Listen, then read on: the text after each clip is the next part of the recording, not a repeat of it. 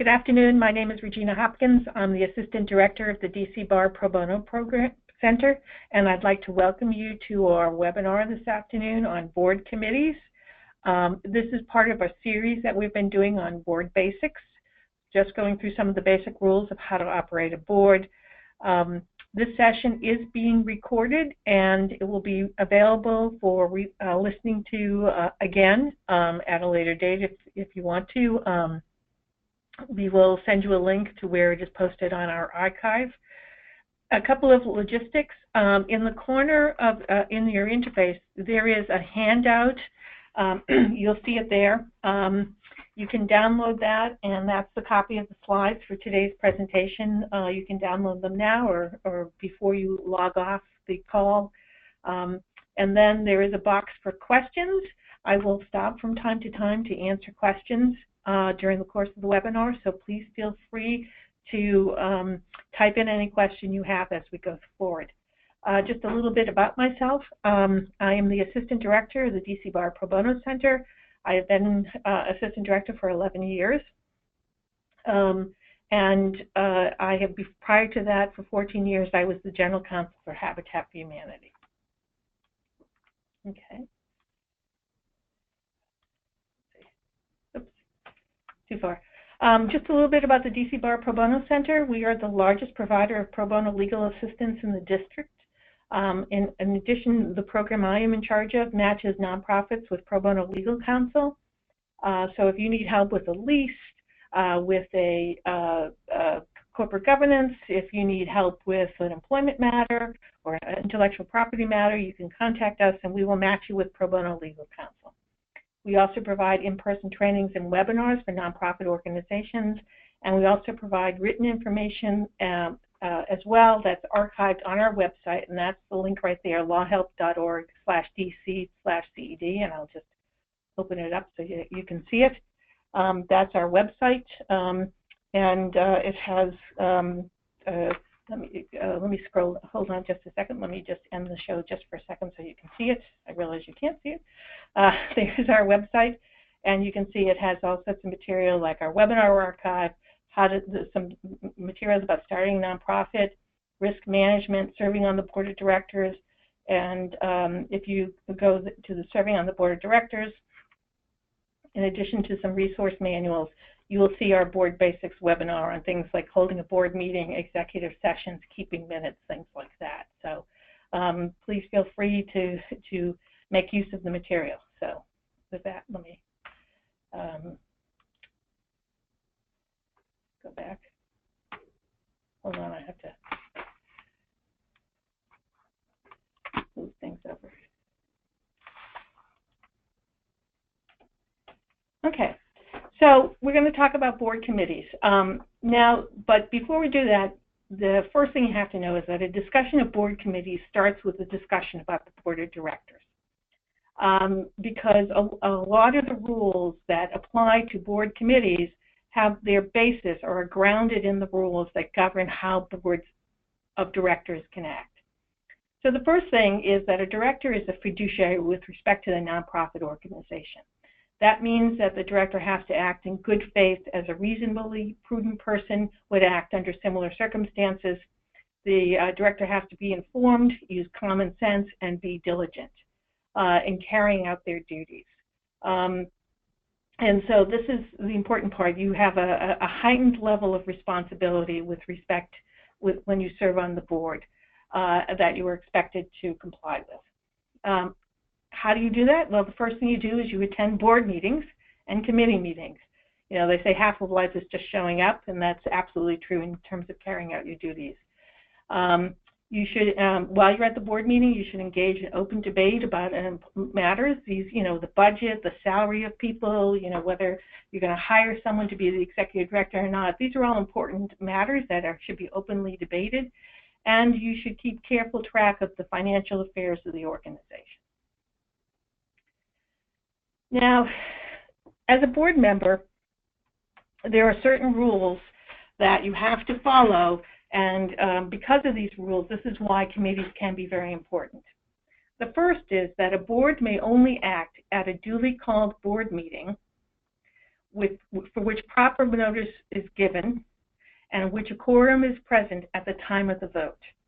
That's it. That's the default rule. That's the only time a board can take action, with one caveat that we'll explain on the next slide, but that's the default rule.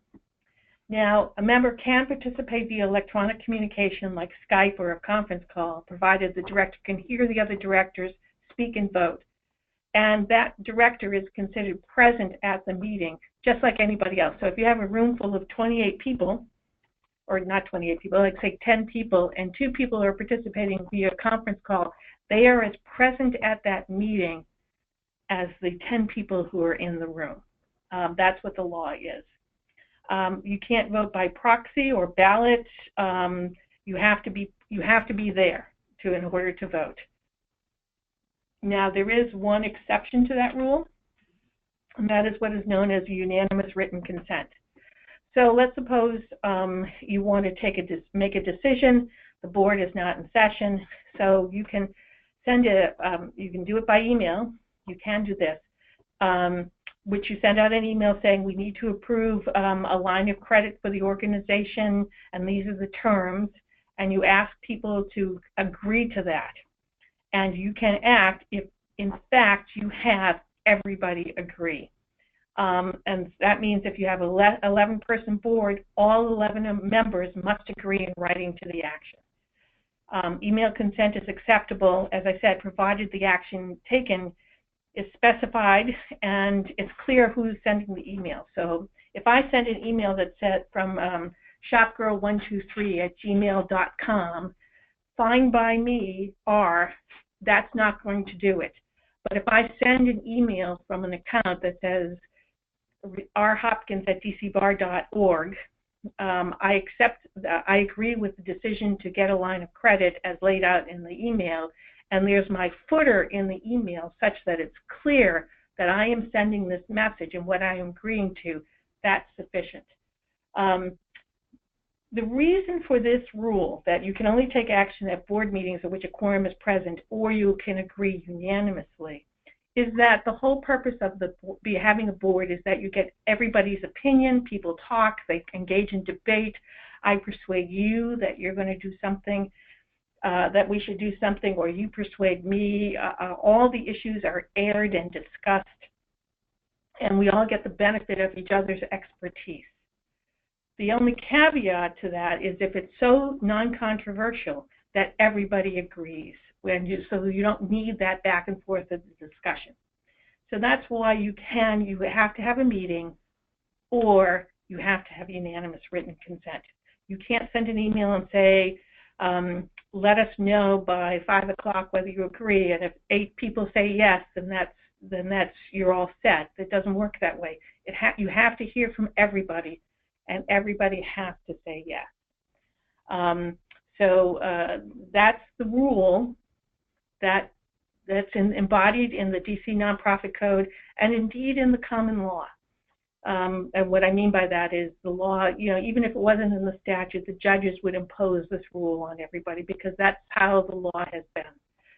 And so that puts a special value on having committees, because sometimes it's very difficult to either get everybody to consent to something, or you can't have a meeting, or you don't have time. So it is acceptable for a committee to make the decision in lieu of the board, and that's why it's important. So with that in mind, you often have committees like an executive committee or finance committee or some other group making those types of decisions on behalf of the board, and it gets you, it's one way to deal with these requirements. So as I said, the board, because of these requirements, the board will often use committees. And they can delegate some of its tasks to the committee so that the board can focus on key issues. Let's say, sometimes boards get bogged down on things that aren't as critical as others. So if you have a committee that can handle those matters, that frees up time on the agenda. A board agenda, if you're only meeting for 2 hours once a month or a half a day for once a quarter, that time on the agenda is important real estate. So you want to make sure you reserve it for really important issues. And so a lot of the easy stuff can be handled by committees. You can also delegate tasks to individuals with special expertise, such as an audit, public relations, or finance committee. If you have an audit committee matter, it's good to delegate it to people who have financial backgrounds, the same with the finance committee. And so, so that's one of the other reasons why committees are so helpful. Committees also allow the organization to make decisions when the board is not in session.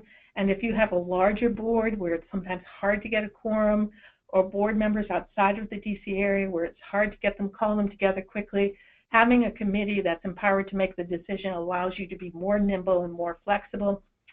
So that's why boards like to have committees. It allows them to make decisions even though they can't call a board meeting. It allows them to save money because they don't have to bring the full board together. It allows them to deal with matters, delegate matters to people with special expertise, and it allows the organization to deal with fairly routine matters and save the board meetings for the complicated stuff. So and it helps you address the issue, or it's one way to deal with the issue that you can only make decisions by board committees. You can't make it by sending an email around to everybody saying, you know, let me know by 5 o'clock, yes or no, and then 8 people vote yes and 3 people vote no. It helps you to avoid those types of situations where you're not making a valid decision. Now, that being said, it's important to know that the statute under DC law signifies that there are 2 types of committees. There are board committees and advisory committees, and we'll talk about the difference between the 2 of those. So what's a board committee?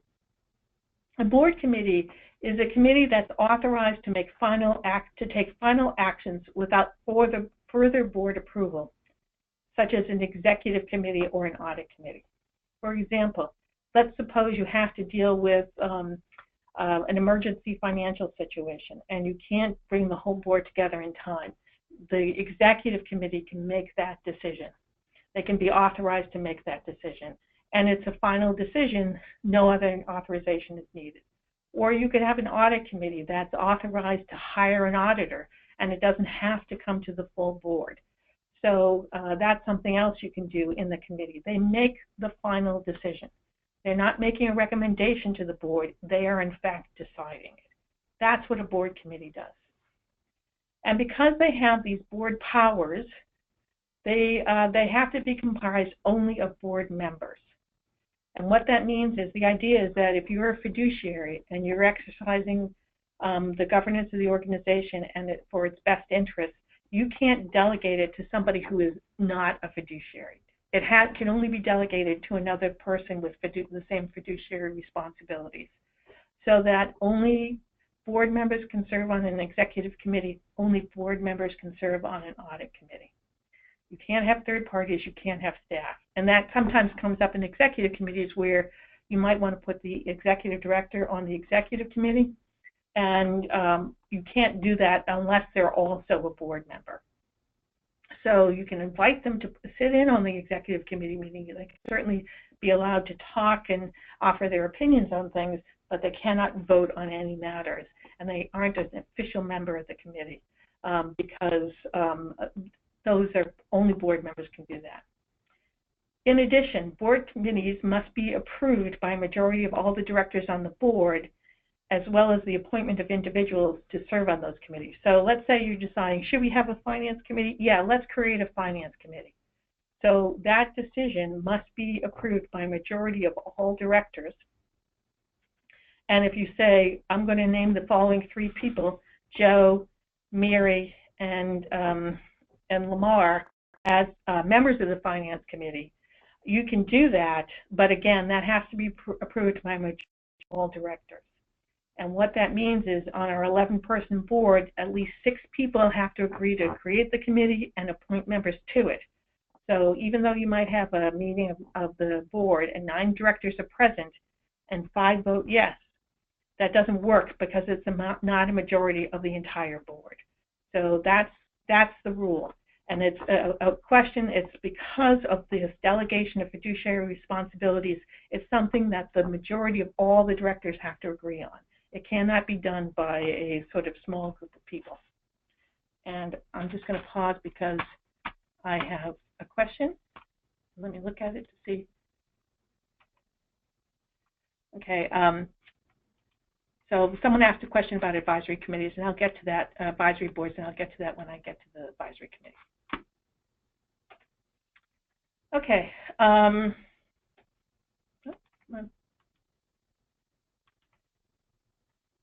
Now, board committees, although you can delegate a lot of authority to a board committee, you can't delegate everything.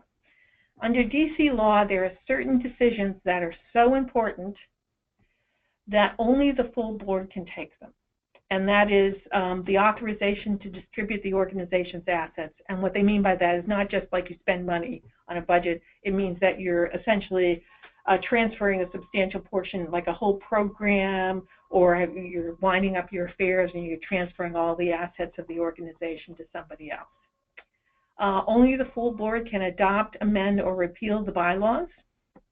Only the full board can fill vacancies on the board of directors or any board committees. And in the case of a membership organization, only the full board can propose any action that the members will vote on.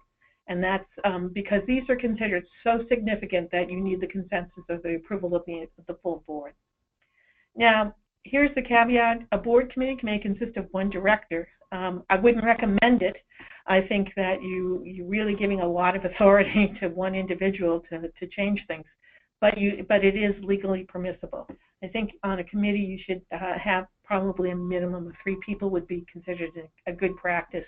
I think some of the watchdog agencies would have problems if you had a one-person committee. So what are some typical board committees? Well, the biggest one is the executive committee, which acts on behalf of the board between board meetings. It may handle more confidential matters such as CEO evaluation and compensation. It's just a group of, it's typically the officers or maybe some at-large members or committee chairs, and it's designed to handle, as I said, actions between meetings. If you have quarterly meetings, an executive committee may play an important role, and it's a good form to handle more confidential matters. Another common committee, and I personally think if you're going to have one functional committee, this should be it, is the finance committee. It oversees the financial affairs of the organization, and it typically meets monthly to review financial performance. And then there's the audit committee, which oversees the audit function of the organization, the external audit, and they may also deal with risk management and conflict of interest transactions. You sometimes will see a compensation committee. This is particularly true of larger organizations, that its goal is to handle the CEO evaluation and compensation, and it may set compensation policies for the organization. Another important committee is the board service committee. This is the committee that's responsible for recruiting new board members, and it may determine a slate of incoming directors and officers. And then you'll have a development committee, which is responsible for fundraising, but also to oversee legal compliance of the fundraising efforts, ensure that donors' restrictions are met. That's a very common committee. So let's talk in a little bit more detail about the executive committee. The executive committee executive committees have traditionally served 4 main functions. A board may not meet often. Like I said, they may meet quarterly, and it makes decisions on behalf of the organization in between those meetings. It's typically comprised of people in leadership positions such as officers or committee chairs, and so sometimes you may have them make decisions because they have more knowledge of the particular subject matter, and therefore they're in a better position to make the decisions. They can act quickly at times because there's a smaller number and it's easier to get them together on the phone or in person. And then they also serve as a sounding board for management in a way that a larger group of directors can't. I'm maybe an executive director or CEO. I'm trying to decide whether I want to do X or Y. I may feel comfortable talking to a small group of people, but if I have a 15-member board, I may not feel as comfortable sharing all the details of a decision that's still, or a question that's still in progress than I would with a group of 4 or 5 people. Situations where having an executive committee may be especially advisable. Maybe you have a large board and getting a quorum is difficult. We've all experienced that. Sometimes boards get very frustrated because it's very hard for them to get a quorum. In such case, the executive committee can act as the decision maker, although, at some point you have to address whether the inability to get a quorum. The executive committee is not a permanent solution. It's really just something you can do while you solve the bigger problem of not being able to get a quorum, like maybe consider reducing the size of the board. As I said, you might have a board that meets only a few times a year. You may want to reduce costs by not having more board meetings. When I was at Habitat for Humanity, we had a 32-person board. There were people from literally every continent except Antarctica on the board, and it was expensive. So the board met 3 times a year, and then we had an executive committee that met as well. And they were a fairly robust executive committee. I mean, in terms of size, it was a larger one. And so it gave that meaningful feedback to management.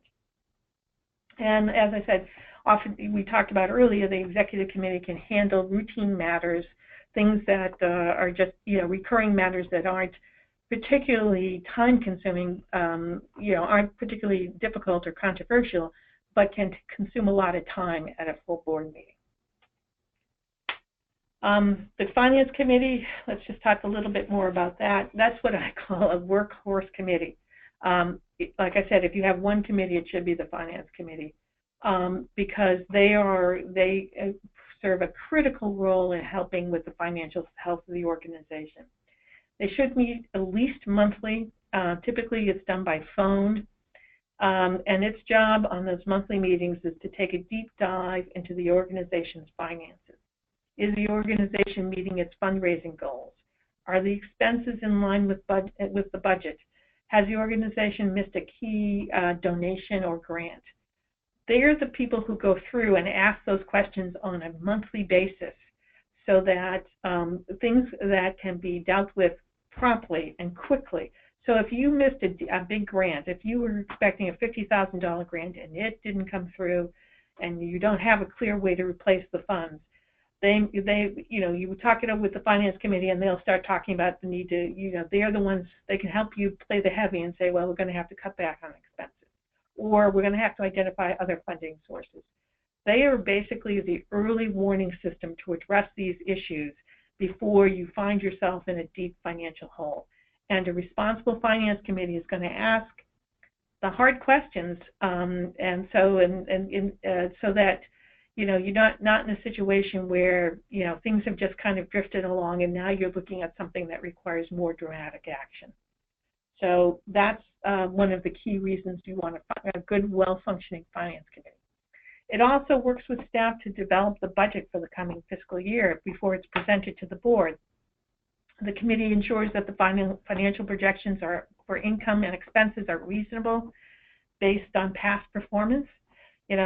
Sometimes, and I've seen it, a new development director comes in and they're like, oh, we're going to raise tons of money, and they don't. And it's not because they're not doing their job, but because, your past is I can't get the expression. What happened in the past is likely to continue moving. Past is prologue. And so, so if you have never raised more than X amount in grants, it's unlikely that in 1 year you're going to double that amount. And so that's what the Finance Committee does. It's the reality check for the organization. And they also have to make sure that the funding, the expenses are consistent with the organization's mission and strategic plan. Those are things that are, that the board plays an important role in setting the mission and strategic plan of the organization, and it's their responsibility to see that the budget embodies those requirements. They are also responsible for overseeing the organization's investments, including the retirement plan investment performance. Oftentimes, and this is good because staff just, you pick an investment manager for your pension plan, and no one has time to ever look at it again. But a Finance Committee member who's a volunteer and who has some expertise will look at it, and they can essentially expand your bandwidth to deal with issues like that. Now, some organizations don't have a formal audit committee. because they just don't have enough board members or board members with financial expertise. And you'll see that the Finance Committee will oversee the audit and will be responsible for risk management. They'll take up those duties as well. But if you do have an audit committee, they are responsible for ensuring that the organization complies with its legal requirements, internal policies, and best practices. They're sort of the cops on the beat, if you will, for your nonprofit. They oversee the external auditor's independent audit of the financial affairs of the organizations. They select the auditor either directly, or they recommend the auditor for the board to select after they've gotten the request for proposals and they review to make a recommendation. They actually oversee the audit process, and they resolve disputes between the auditor and management. Sometimes there may be a question about whether you have to accrue a certain liability or whether you can recognize certain income at this point, or you have to wait. And management and the auditor can agree on how that item should be treated. Then it's the audit committee's responsibility to oversee those disputes and come to a resolution. The audit committee is, it's like what people say to CPAs, what do you do when it's not April? It's like, who does, taxes? So what do you do when you're not filing taxes? Well, the audit committee actually they have a lot to do beyond just overseeing the audit.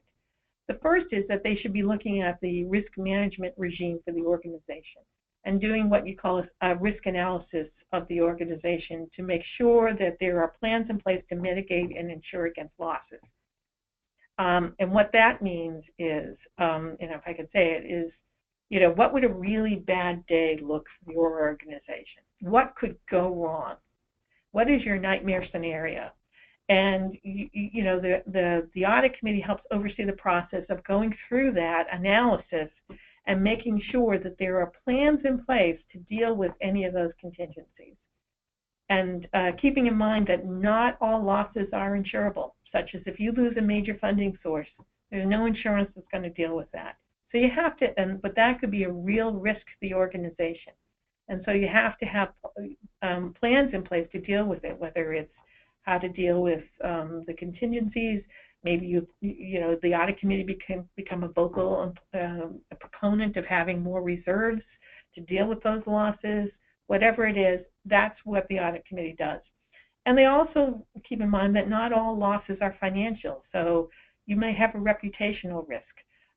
You don't suffer any financial losses, but your reputation in the community is hurt. That may eventually result in a loss of funding, but the real thing is your name is in the paper. Like we've seen the scandals in the past. Wounded Warrior went through one recently, and those reputational risks, and that's the sort of thing that the audit committee is keeping track of. And so it's great to have volunteers who can expand your bandwidth, because as a staff person, you may not have the time to really do those deep dives into what could go wrong and how we're going to deal with it. But having volunteers on your audit committee, or from your board on your audit committee, and having them take the time to really help and augment your capacity to deal with those issues will really pay dividends in the future. The audit committee also investigates internal complaints, harassment, whistleblower, etc., or financial wrongdoing such as mishandling of funds or theft. They're the ones that deal with those types of complaints. You could have it, if you don't have an audit committee, you could have the executive committee deal with it, but the audit committee is generally, if you have one, it's in their bailiwick. Now the audit committee, and one of the reasons why it's in their bailiwick is they should be comprised entirely of independent directors. That means people with no financial ties to the organization. And what I mean by that is they're not employed by the organization. So let's say you had a staff member on your board, like your CEO's on your board, they would not sit on the audit committee. Their family members are not employed by the organization. They don't own a business, or they don't do business with the organization. Let's say I'm an insurance salesman and I sell insurance to the nonprofit. We follow all the conflict of interest rules, and so that's okay. Everything's legitimate. but that person is not independent and they can't sit on the audit committee. So those are the situations. So you want independent people, people with no financial ties, either directly or through a business or family member with the organization. Now, ideally, there should be no overlap with the finance committee members, and the reason is because the audit committee is actually overseeing work that the finance committee is doing, but I realize that you're lucky if you have that many people that you can have no overlap. But so frequently there is overlap, but in a perfect world you wouldn't be. And you should have at least one member of the audit committee who has an understanding of GAAP, that's generally accepted accounting principles, and financial statements. They have experience preparing, auditing, or analyzing financial statements. They understand internal controls and procedures, and they understand the functioning of an audit committee. So if you have someone who they may be a banker, or they may be a CFO of an organization, or they may have some other finance background, you want to have at least one person like that on your audit committee so that they can help the other auditors, other committee members function. Okay, let me just see if there's any more questions. Nope. The next committee you want to think about is the board service committee. This is sometimes called the governance committee, and this committee's job is to recruit, train, and evaluate board members. The first thing the board service committee should do is do an annual evaluation of the skills of the board. Do you have a lawyer on the board? Do you have an HR expert? Do you have that finance person? If the answer is no, then they can take that into account when recruiting new board members. We need someone with a communications background. We need someone with more ties to the community or something like that. So they do a skills assessment of the board, and based on that, they determine who's the good candidates to recruit for board membership. It then screens the candidates, and in many cases, may propose a slate of candidates. Organizations do it both ways. They may just recommend a group of individuals, and it's up to the board to decide, or they may propose a full slate of candidates, and it's either voted up or down. There's no right or wrong way of doing it. You can do it either way. But if the board service committee is proposing a slate of candidates, then that's more responsibility on their part. It can also propose a slate of candidates for board officers. Sometimes that's done that way. It's responsible for conducting board orientation for new board members. And then it helps lead the board in a self-evaluation. The board should evaluate itself every year, every couple of years, so that it can measure how it's doing. Are people showing up for board meetings? Are you having trouble getting a quorum? Are people reading the materials beforehand? Are the committees functioning? It's an important part of the board's job is to look at themselves and decide where their weaknesses are, and come up with ways to strengthen them. And then the board service committee often is responsible for carrying out that function.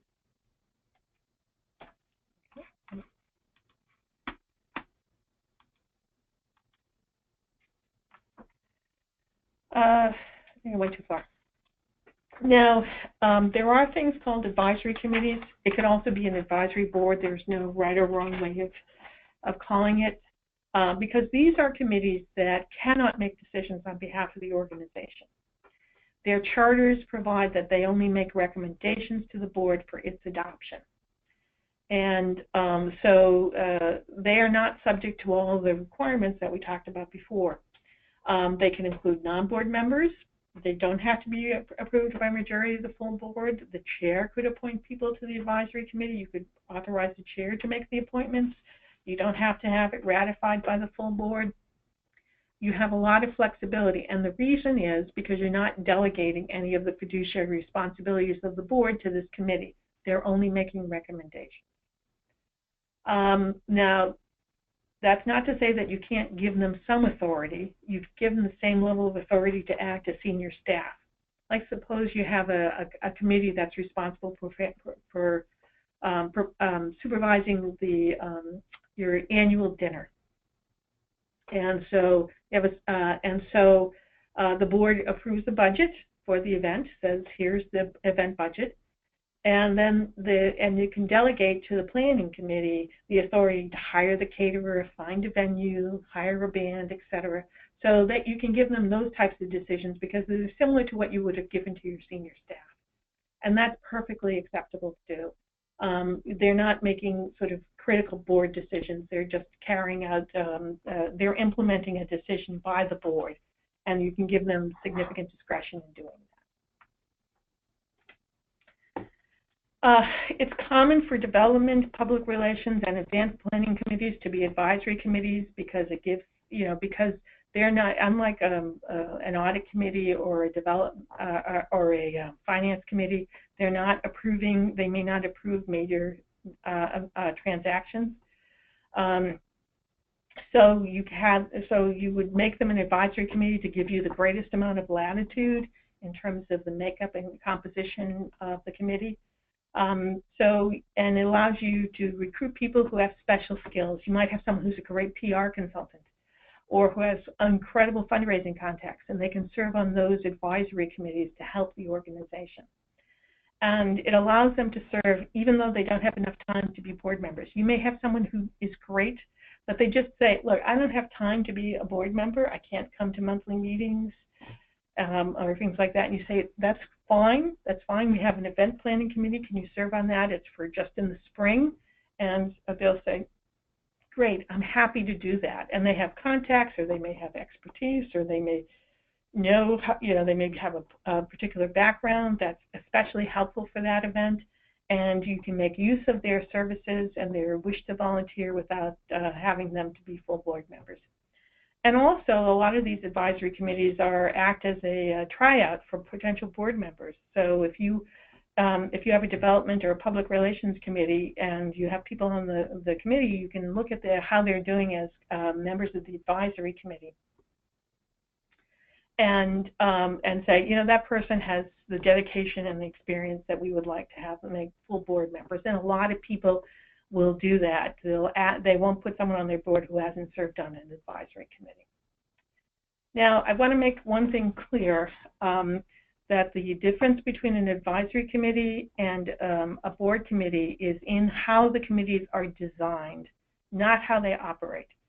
And what I mean by that is, if you have a board committee that, like a finance committee, that has the authority to approve variations to budgets or to approve certain financial transactions without coming to the board, the fact that they routinely don't approve things, the fact that they routinely bring recommendations to the board rather than make the decision themselves does not change the fact that they're a board committee, because they have the authority to do it, not that they have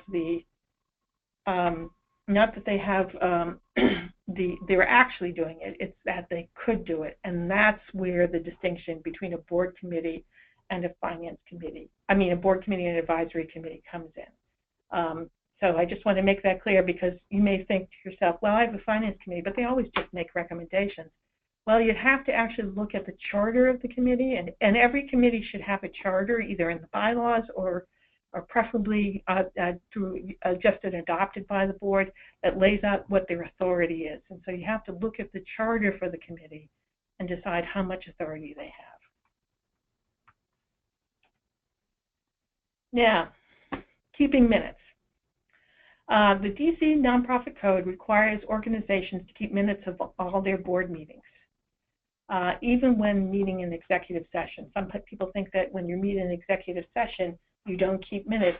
That's not true. You may be very circumspect in those minutes in terms of what you put in them, but they do have to be,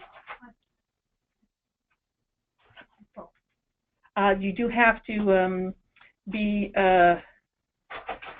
make decisions about, I'm sorry, someone interrupted me. I apologize. You do have to, board minutes are just, can be, if you are sued, the person who is suing you has a right to inspect your board minutes. So when you're meeting in executive session, you have to be very careful about what you put in the minutes. But there is no similar statutory requirement for committee meetings. You don't, under the DC code, have to keep minutes of those meetings. And people sometimes suggest that if you are discussing something particularly controversial, you may want to consider doing it in a committee meeting first, and then getting all the issues thrashed out. And that may be, from just a DC code point of view, that may be a good strategy. However, the IRS asks you on your Form 990 whether you are keeping contemporaneous minutes of all board committees, of the board and all board committees. And they exclude advisory committees from that requirement, from that disclosure, but they ask you whether you're doing it.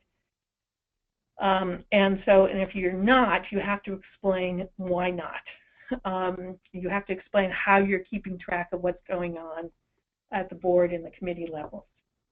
And they require those minutes to be made contemporaneously, which they define as within 60 days or by the next committee meeting, whichever is later in time.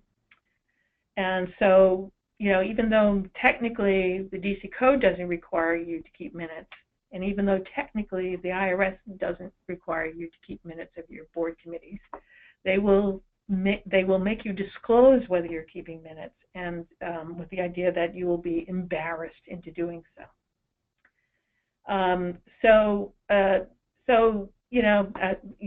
Basically, if you're dealing with board committees, you should pretty much expect that you will be keeping minutes of those committee meetings. They don't have to be elaborate. An email summary of what happened at the meeting is sufficient, because and you read the 990 instructions, they're clear that that's sufficient. It's whatever is required by local law, and under DC code you're not required to keep minutes, so they just want you to keep so an email summary would be more than sufficient.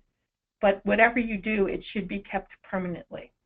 So if you're doing an email summary, make sure that that email is preserved in some way, so that there's a permanent record of what went on in that committee meeting. Okay, let's see what questions we have. Someone said, can permanent records be stored in the cloud? Yes. In fact, you may want to store them in the cloud. The reason why I say that is, you can keep physical copies of the records, but the problem is, you always should have a backup for all your permanent records, and one of those should be in the cloud. The only caveat is that you got to make sure that people have access to the cloud, and so that you don't want the one person who has the password to leave and you can't get at it. Dropbox is a good thing. You have to be careful. You got to check to see where you're storing it, because some things are more secure than others in terms of their confidentiality. But yes, you can do that. And in fact, it's probably the one thing you don't want to do is have it on the board secretary's laptop, and then the laptop gets stolen, or they leave the board and no one thinks to get the documents off their laptop, or they get rid of the laptop and the records go with them. So as a general rule, all records that you have to keep permanently, to include minutes, but also includes other things like your articles of incorporation, bylaws, 990s, things like that, should be stored someplace secure, so that you can pull them down at a later date. And a backup for them is important. Someone wanted to know if we could get a couple of examples of committee charters. Yes, we will happy to send you a couple of examples. We have some good ones for the audit committees, for example, that we can do, send you when we send out the link for the webinar. Someone asked, what is a best practice for timelines for board recruitment and new member onboarding? I think, you want to give yourself some time. I would say in the third quarter, if your board members, if you have a calendar year, so that board terms start January 1st, you want to start thinking in the summer. Your board service committee may want to start thinking about what do we need, what are our skills. You want to talk to the executive director or the chair of the board and say, what skills are we missing? what would be especially helpful to you, Executive Director, in terms of you helping to carry out your job, things like that, and then start emailing the board members and saying, these are the skills we're looking for. Do you have anybody you can recommend? And do that, and start identifying potential candidates. Have people start, have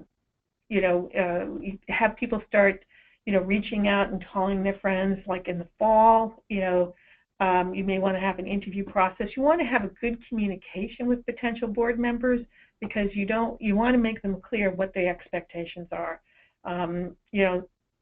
A couple of common mistakes. We have a podcast on this that we can send you the link for. A couple of common mistakes that people make is they get someone who's like, oh, this person's great. They're on tons of boards. And yes, but the problem is they're not really available to you. I mean, they may agree to join your board, but then they never show up and they just create problems. So you have to look at their commitment level to the mission of the organization, their commitment, their time availability, and make it clear that what expectations. For example, if you have a give or get requirement for your board members, they either give you $1,000 or they get $1,000, then you have to communicate that up front. Or if you want to, it's just enough that they make a personal donation, you have to make that clear up front, so that board members are, so that everybody has a clear expectation. So that as you go through the process, as you get towards the end of the year, like say November, December, whenever you have elections, you're ready to go in place, and so that they are ready to start the first of the year. And you can then do a board orientation either shortly before they start or shortly after they start, and review all the policies and procedures. It's also a good time to review the conflict of interest policy and get those forms signed that everybody has to disclose potential conflict of interest, not just for the new board members, but for the existing board members as well. Okay. I'm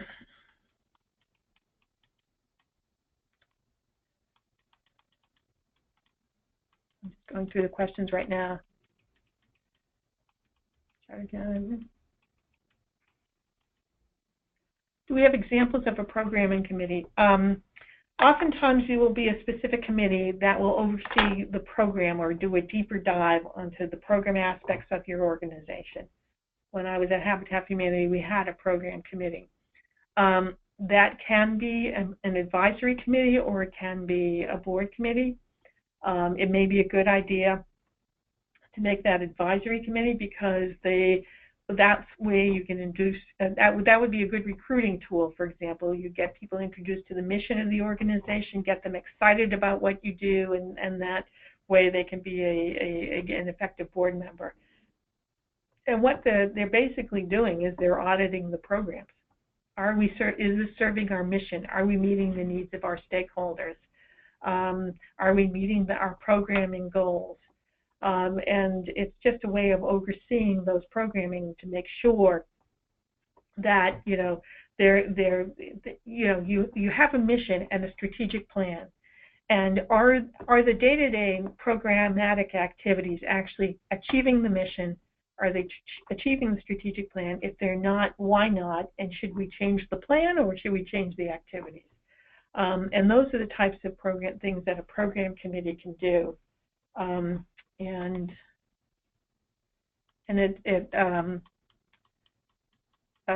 I said,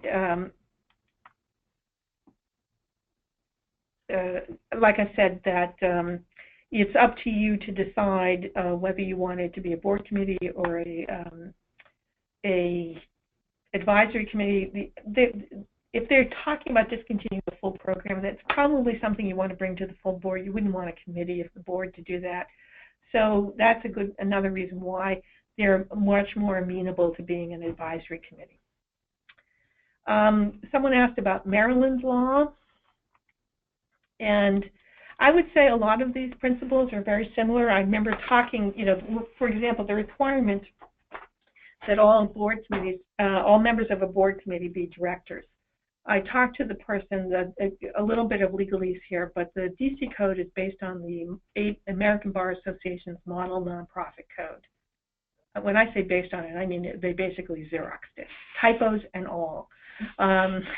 So they had to go back and amend the statute to eliminate the typos. So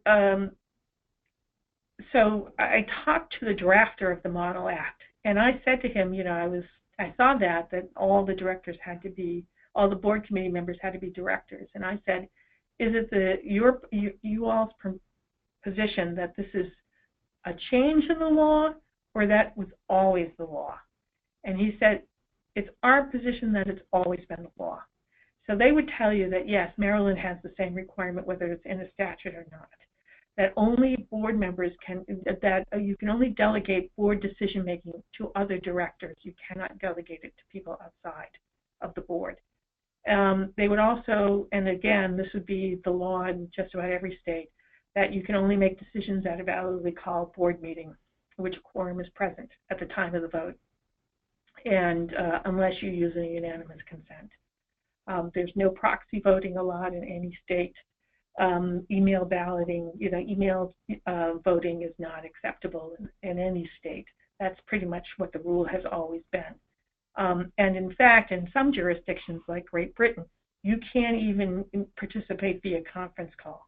They say you have to be there in person. We're not that strict in the United States, and whether the UK will change their laws based on technology, I don't know. But but that's for us, that's actually a generous provision. A lot of countries wouldn't even allow you to do it by conference call. So so yes, these principles are basically the same, regardless of what state you are in. Okay, let's see. Okay, next question is, an advisory committee versus an advisory board. They're pretty much the same. It's whatever you call it. Because it's only advising you, you can have an advisory board, you could call it an advisory committee. It's their function is to give advice, not to take decisions on behalf of the board, on behalf of the organization. So there really is, you have a lot of flexibility in terms of how you structure it. So you could call it an advisory board, you could call it an advisory committee, and you could give it whatever portfolio you want. So it's really, you got a lot of latitude. And as I said, and someone asked, can I repeat the distinction between an advisory and a board committee? A board committee can make decisions. And what I mean is, if you have a budget and you decide, oh, I have to buy something more that's not in the budget, you could go to the full board and get permission. For you, if they're so authorized, you can go to the executive committee and they can make the decision, or you could go to the finance committee and they can make the decision. And that's it. It doesn't matter. The decision has been made, whether it's made by the board or an authorized executive committee or by a finance committee. It's a done deal. It's a done deal. It doesn't matter from a legal point of view which of those three groups made the decision. It's a final decision.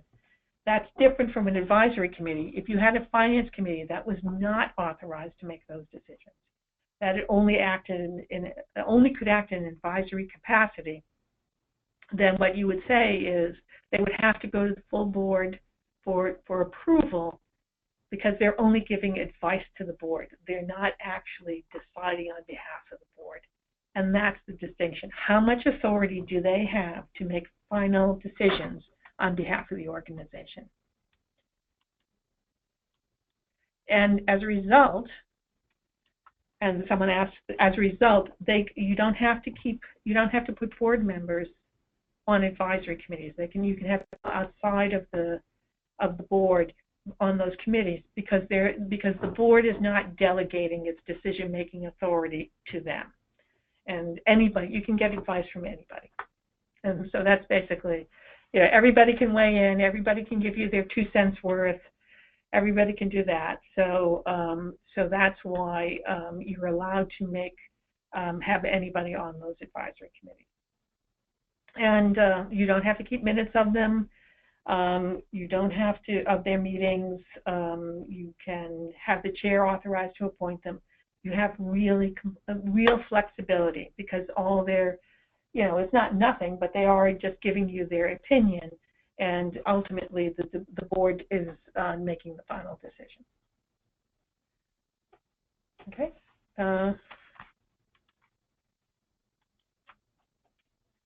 So I think with that, we're coming to the end. I think it's 12:55. We're almost at the end of the day. Like I said, this is being recorded, so you can go back and listen to it again.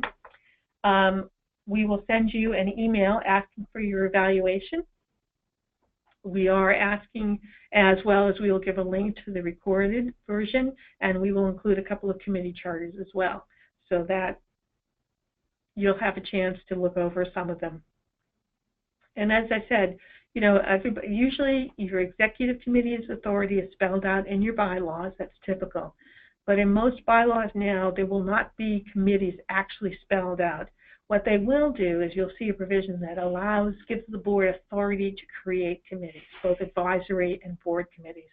And then what you do is, acting under that authority, you will create a committee like a finance committee and adopt a charter that will spell out the responsibilities and authority of that committee. And we will send some examples of what those charters look like. So with that, I want to thank everybody for participating. Don't forget, if you haven't downloaded the slides, take the opportunity to do so now. We'll also, in our email, tell you we have a couple of upcoming webinars coming up. The first one will be in October 16th, I want to say, or 18th, and it will deal with ICE, what happens when ICE, the immigration authorities, come knocking at your door. What kind of information do you have to give them about your clients and your employees, if any? And we'll talk about that. You'll get some information about that. And we'll have an additional webinars coming up after that. So with that, thank you. We appreciate your time and have a great afternoon.